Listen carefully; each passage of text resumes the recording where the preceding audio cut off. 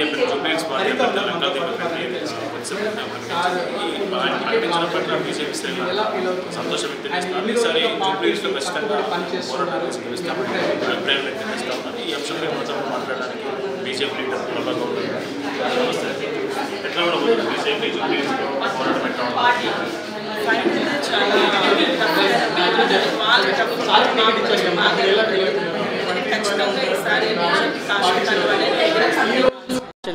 ఎందుకంటే మనకి కాన్స్టిట్యున్సీలో చాలా ప్రాబ్లమ్స్ అనేవి ఉన్నాయి.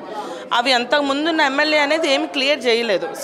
డ్రైనేజ్ ప్రాబ్లమ్స్ ఉన్నాయి, ఇందిరం మిల్లులు ఇస్తామన్నారు, అది కూడా ఇవ్వలేదు. సో స్కూల్స్ది మోడర్నైజేషన్ కూడా ఏం చేయలేదు. సో ఇలాంటి ప్రాబ్లమ్స్ అనేది చాలా మనకు ఉన్నాయి. అంతేకాకుండా ఆల్ ఓవర్గా ఫీజు రీఎంబర్స్ ప్రాబ్లం అనేది చాలా ఎక్కువగా నడుస్తుంది. స్టూడెంట్స్కి కూడా ఏంటంటే ఈరోజు ఫీజు 8,000 crore అనేది గవర్నమెంట్ పెండింగ్ పెట్టుకుంది ఫీజెస్ రీఎంబర్స్మెంట్ చేయకుండా. సో ఆ 8,000 crore కాస్త వీళ్ళు 600 crores అనేది దసరా అప్పుడు రిలీజ్ చేస్తా అని చెప్పారు. సో అది కూడా రిలీజ్ చేయలేదు. ఇప్పుడు ఏమన్నారంటే 300 crores దీపావళికి రిలీజ్ చేస్తామన్నారు. సో ఆ రిలీజ్ చేస్తారో లేదో కూడా మాకు తెలీదు. సో ఇప్పుడు ఏంటంటే ఈ ప్రాబ్లమ్స్ వల్ల ఏంటంటే స్టూడెంట్స్ వాళ్ళ కెరియర్ చాలా ప్రాబ్లంగా అయ్యి వాళ్ళు ఇరుక్కుపోయిన పరిస్థితి ఉన్నారు. ఇప్పుడు వాళ్ళు ఇంటర్వ్యూస్కి అటెండ్ అయినా కూడా సో నెక్స్ట్ లెవెల్ వెరిఫికేషన్ అనేది సర్టిఫికేట్స్ ప్రొడ్యూస్ చేయాలి. సో వీళ్ళు ఫీజు రీఎంబర్స్ చేస్తేనే కానీ కాలేజెస్ వాళ్ళు సర్టిఫికేట్స్ రిలీజ్ చేయరు. సో ఇదంతా చాలా డిఫరెంట్ ప్రాబ్లం. ఎందుకంటే ప్రజెంట్ నిరుద్యోగ సమస్య అనేది చాలా ఎక్కువగా ఉంది ప్రతి చోట.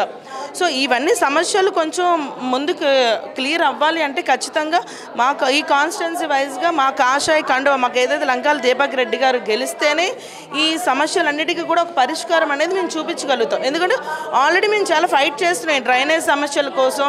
ఎంతమంది ఇబ్బంది పడుతున్నారు, డ్రైనేజ్ ప్రాబ్లం వల్ల చాలామంది ఇబ్బంది పడుతున్నారు. నెక్స్ట్ ఇల్లు ఇప్పుడు హైడ్రా మీద అయినా ఎంతోమంది ఇల్లులు కొట్టేశారు. ప్లస్ చాలామంది ఫ్రూట్స్ వ్యాపారులు చిల్లర వ్యాపారం చేసుకుని వాళ్ళందరూ చాలామందివి కొల్లగొట్టేశారు. సో వాళ్ళందరూ ఎక్కడికి పోయి ఉంటారు? సో నువ్వు ఇచ్చే ఇల్లు ఇవ్వలేదు, అట్ ద సేమ్ టైం వాళ్ళు రోడ్డు మీద ఉన్నారు. సో ఈ సమస్య ఎట్లా మనం పరిష్కారం అవుతుంది? సో మేము ఎందరమ్మ ఇల్లులు కూడా వాళ్ళకి ఇచ్చేటట్టుగా మేము 100% ఫైట్ చేస్తాము. సో వాట్ ఎవర్ స్కూల్స్ అవనివ్వండి, ఫీజు రీఎంబర్స్మెంట్స్ అవనివ్వండి, ఈ ఎందరమ్మ ఇల్లుల గురించి అవనివ్వండి, డ్రైనేజ్ ప్రాబ్లమ్స్ అనండి, మేము దగ్గరుండి పర్టికులర్గా కేర్ తీసుకుంటాం. వన్స్ మా ఈ కాన్స్టిట్యున్సీలో మేము గెలిచిన తర్వాత మేము ఇప్పటివరకు ఫైట్ చేస్తున్నాం. ఇప్పుడు వన్స్ మేము ఎలక్ట్ అయిన తర్వాత 100% ప్రాబ్లం సాల్వ్ అయ్యేటట్టుగా మేము ఖచ్చితంగా మేము చూస్తాం. లంకాల దీపక్ రెడ్డి గారు లాస్ట్ టైం 3rd ప్లేస్లో నిలిచారు. దాదాపు 26,000 ఓట్ల వరకు వచ్చాయి. మరి ఈసారి బలం ఏంటి? అసలు లాస్ట్ టైం 3rd ప్లేస్ ఉన్నారు కదా, ఈసారి విజయం సాధించడానికి ఉన్న బలాబలాలు ఏంటి మీ? చూడండి, ఇప్పుడు లాస్ట్ టైం అనేది జనాలకి ఈ పార్టీ గురించి తెలీదు. కాంగ్రెస్ పార్టీ చాలా కాలం తర్వాత వచ్చింది. జనాలు ఏమనుకున్నారంటే రాగానే మాకు ఎందరం మిల్లులు ఇచ్చేస్తారు, ఈ ప్రాబ్లమ్స్ అని క్లియర్ అయిపోతాయి అని అనుకున్నారు. కానీ ఆల్రెడీ వాళ్ళు చూసారు గత ఎంతకాలంలో ఈ కాంగ్రెస్ పార్టీ వచ్చి ఏం చేసింది అనేది వీళ్ళు చూసారు జనాలు. సో వాళ్ళు ఇళ్ళలో ఎలా కూలగొట్టారు, వాళ్ళు చేసే వ్యాపార స్థలాన్ని ఎలా ఇవన్నీ చూసారు. సో ఇవన్నీ వాళ్ళ మైండ్లో ఉంటుంది. కాబట్టి మా హోప్ ఖచ్చితంగా ఈ దృష్టి చూసుకొని మా బీజేపీకి ఖచ్చితంగా జనాలు ఓటేస్తారని 100% నమ్మకంతో మేము ఉన్నాం. ఇప్పుడు బీఆర్ఎస్ అంటే సింపతి అంటుంది, కాంగ్రెస్ బీసీ కార్డు పట్టుకుంది, బీజేపీ ఏం చెప్పబోతుంది ప్రజలకు? మాకు సింపతి కార్డు కాదు, క్యాస్ట్ కార్డ్స్ కాదు, మాకు అందరూ ఒకటే.